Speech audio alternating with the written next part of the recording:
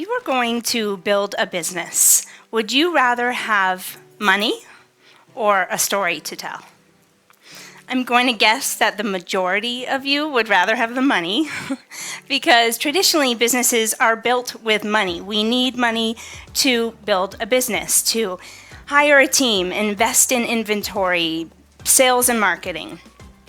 But I did something a little more non-traditional, and I would like to tell you about how I built my business without any financial capital, but with a good story to tell and access to social media. So in 2014, my husband and I moved from Panama, where we had been living for 4 years, to Guatemala, and we were living an adventure abroad, not a typical lifestyle necessarily compared to our friends back home, but one that we were really loving. And I was pregnant with our second child, and our son was 2, and we'd just gotten here. And I loved using social media at the time just to share with my friends and family all about my experience living abroad. And most of all, what I really loved was taking them on this visual journey of what I was seeing and experiencing here and interweaving my aesthetic style to those photos. And when we got here, we needed a bedspread, and I was in the land of textiles and was so excited to buy a bedspread that was hand-woven locally and made, with a lot of integrity. But the more I looked, the more I realized I couldn't find what I had in mind. Everything was either really bright or very busy, and I just wanted something more subtle for our room. So I continued looking, and one day, one man actually suggested to me, well, perhaps my family can weave something for you custom. So I obviously got really excited, and I whipped out my paper, and I sketched out what I had in mind.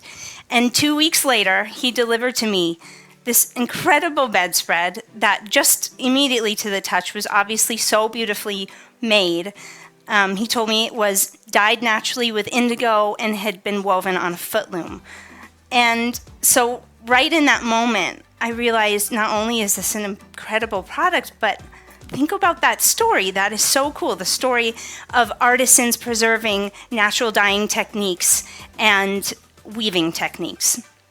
And I had that feeling that we all know when the little bells go off, that maybe I could do this as a business because I need to start some kind of business.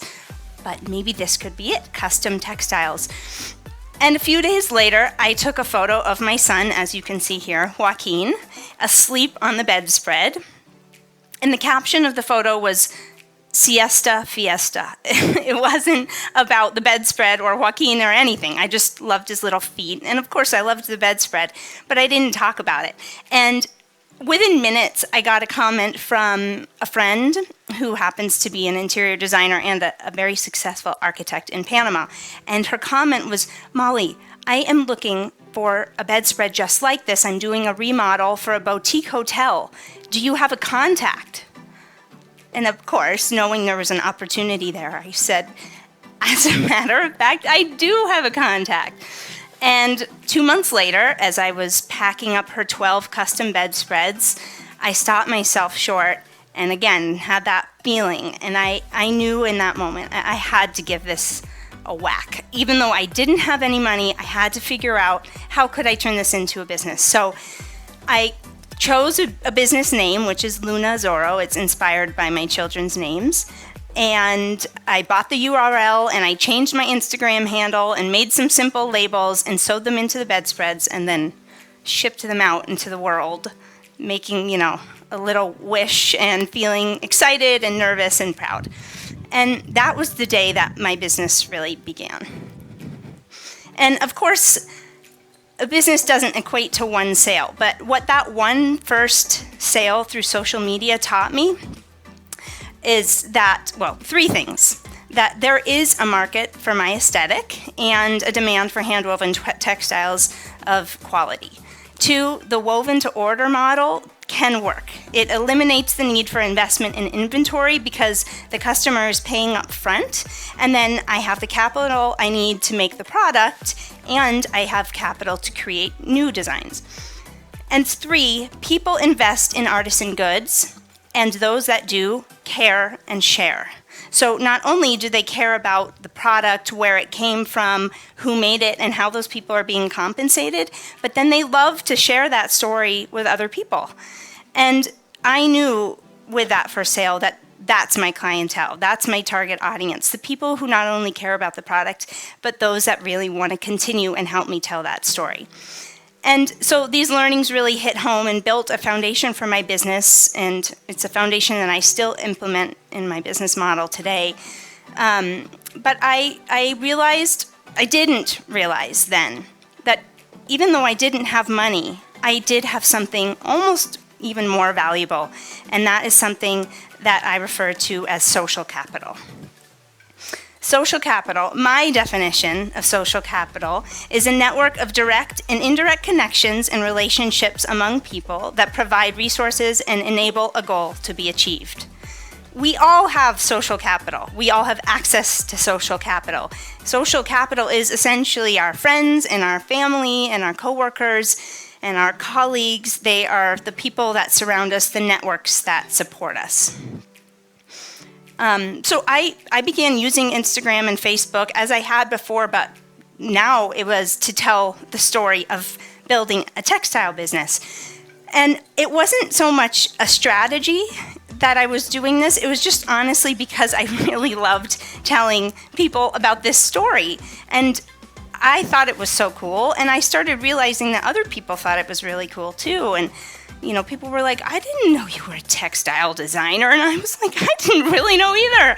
But here I am, and this business is so fun. And it really felt right. And so I went with that.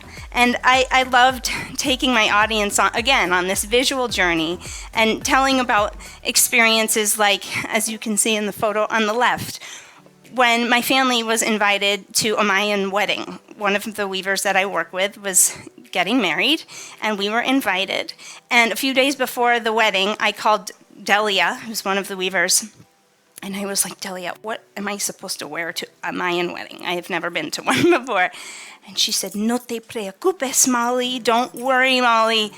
We've got you covered. My sisters and I, we have your back. And so she told me just to show up. So I did, and my husband and my son went in one direction, and my daughter, who's 4, Hazel, in the photo, and I were whisked away by this group of women, and they dressed us up in traditional clothing from head to toe that they had woven just for us, just for that day. So we had a skirt, a belt, and a blouse, and we wore them the whole day. And it was a really, really special moment in time for me and my family, and had nothing really to do with business or even textiles. It was about this relationship that we had built.